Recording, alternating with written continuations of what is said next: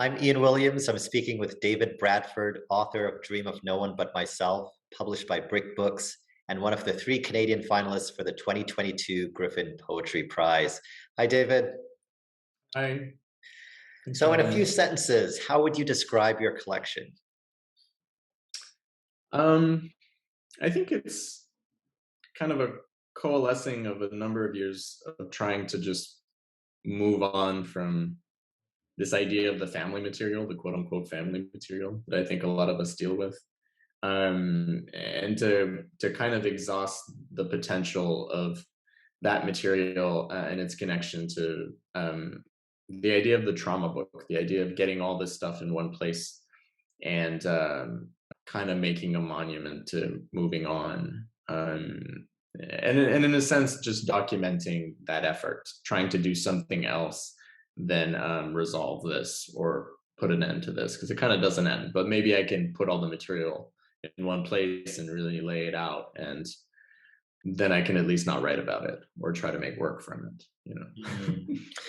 Mm. There's such pain in our childhoods and in our families, and that is often undiagnosed in the people we love, and later on, it's undiagnosed in ourselves sometimes if we're not fortunate. Is poetry your way of diagnosing?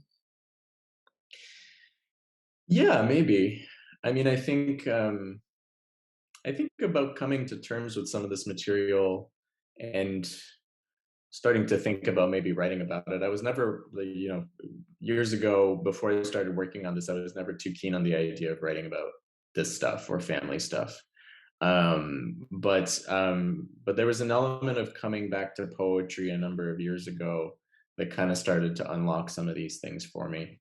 And to think, because again, my father, my mother, um, both pretty working poor backgrounds, and there's this element of not necessarily thinking about things as abuse and not necessarily thinking about things as trauma, and certainly even if you do think it, not necessarily talking about them that way, or not having the words to. And so it took me like pretty late into life, almost into my 30s, to start thinking, well, I guess this is what people mean when they say trauma. And I guess that stuff we've been talking about for years and thinking about as problems and as bad things that happened is, pretty categorically abuse. And it took writing this book in a sense to kind of come to terms with some of those things. I'd be like, oh yeah, that's textbook in ways that I didn't necessarily think of as textbook. But simultaneously, there's also just thinking on naming my father's history with some of these things, naming my grandmother's history with some of these things, and knowing that they were never really in a position to have the words to kind of explain themselves in that regard or to name that pain eloquently. So it's a strange thing to kind of come full circle and be able to do it myself and attempt to do it carefully for them also. You do something that's really counterintuitive to most readers in your book. And why do you write poems, then erase them or gray them out, white them out? Why do you smear and distort them? Mm. Why do you create things and then make them illegible? Yeah. I mean, to kind of hark back to that idea of exhausting, I think on the one hand, it's another layer that I can work with. And there was something kind of gratifying in that, and something that made kind of this difficult work and this difficult unearthing a little bit more bearable in that. But I also think that there was a clarity to those gesture that I was interested in, something generative but also clear in just kind of having the one material or the one set of gestures strike across this earlier work, this older version of it.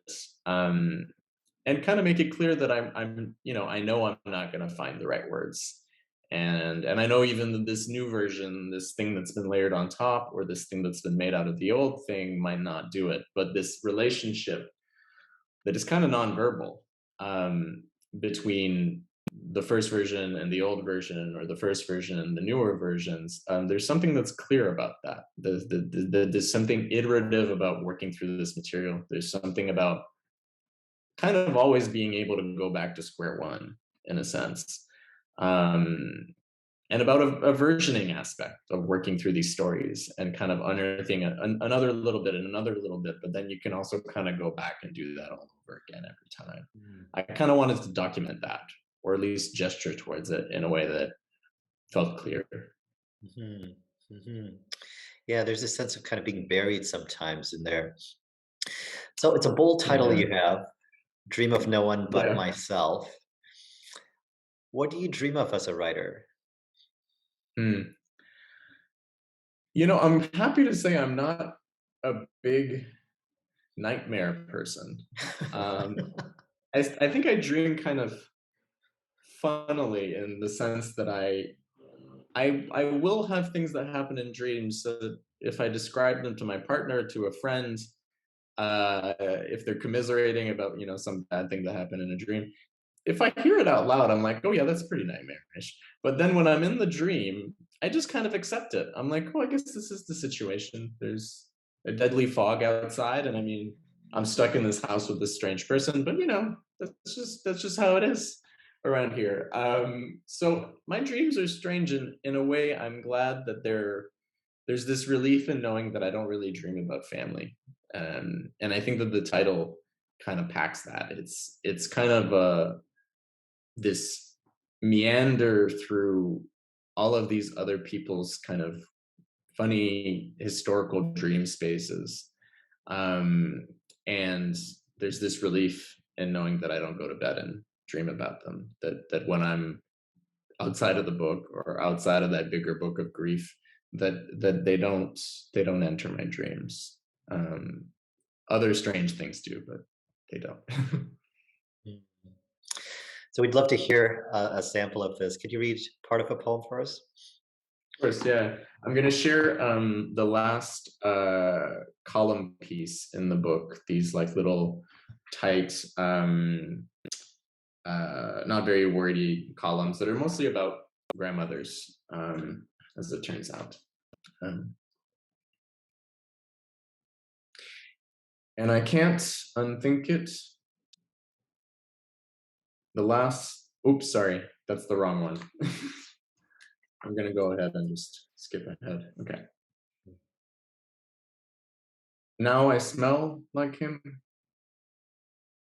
his bedhead, his bad breath, his sweat, his mother's pretty eyebrows on my face, his eyes parts and sloping crooked hairline, his scrawling cursive hand, barely anything at all, none of it going away.